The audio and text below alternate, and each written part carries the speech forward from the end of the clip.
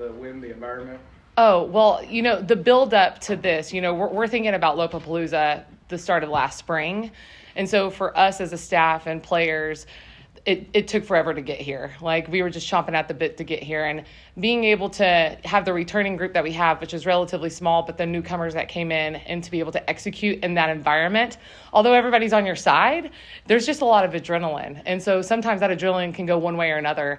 I'm just super proud of how our girls leaned on each other. Every single one of them. We've got 20 on our roster, from 1 to 20. Everybody had something to do with this. So we're just really proud of how we were able to start season today. Freshmen didn't look like freshmen. First-time players didn't look like first-time. Absolutely. And that says a lot to the upperclassmen, giving the freshmen room to be themselves and celebrate their talent, but also the freshmen being able to be led by such a great group of leaders. It just says a lot about the character of our girls.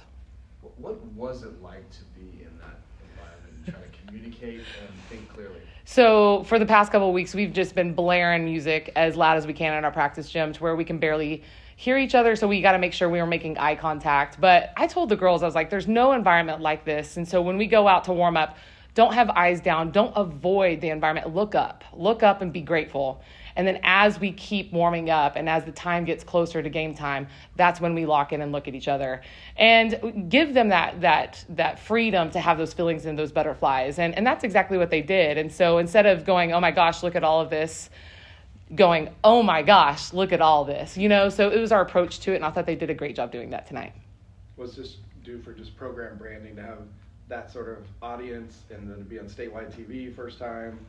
Oh, God, it's hard to really put it into words. I'm just grateful. I'm grateful for the leadership that we have at GCU to be so forward thinking. I'm grateful for the effort that they put in to create an environment like they do. Our girls understand how much work it goes. The Havocs were our seventh man tonight. Let's be honest. We won that second set because we had a seventh man in the gym, in the arena. And so that's not lost on us. So gratitude is the first thing we'd lead with, and we want to give and serve back. And so GCU sets us up to just be able to be just grateful.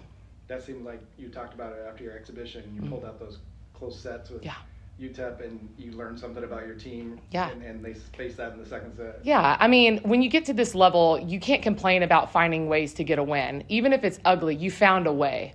And so don't get too focused on what you're not doing well. Focus on what you were able to overcome. And so I'm really proud that we're able to have those moments this early in season so we can fall back to this and say we've been there before. What about going to the 6-2 and how balanced it made you tonight? That was the goal. When you're one-dimensional and you have an easy scout on who you got to shut down, you become pretty predictable. And so tonight, looking at this box score and having 6 players in double-digit attempts, but also almost hitting 400 as a team, it's just really exciting to see, what each day. We don't want to get too far in the future. I want the girls to really feel what they're feeling right now and be proud of each other. But the next day we move on. And so we're going to be in the day we're in, but we see what we're capable of right here. Is there like a adrenaline rush that you need to kind of manage tomorrow coming back from this? Yeah. And we talk about being present and being where our feet are all the time. And you got to practice that daily. And so we want to make sure we're winning Monday and we want to win Tuesday. So today we won and we're going to celebrate that. But tomorrow, it's just back to work. And the thing is, keep it simple. You've been playing this game for a long time. Lean on your training, but it's your 1-6. You don't have to do it by yourself. And our team really buys into that. And so, sure, there's adrenaline, but we're going to put that adrenaline on our side. As part of what you're doing, showcase everything Bella Nunez can do. Today's show. Yeah. Incredible. I mean, hitting 800, 8 kills, 0 errors on 10 attempts.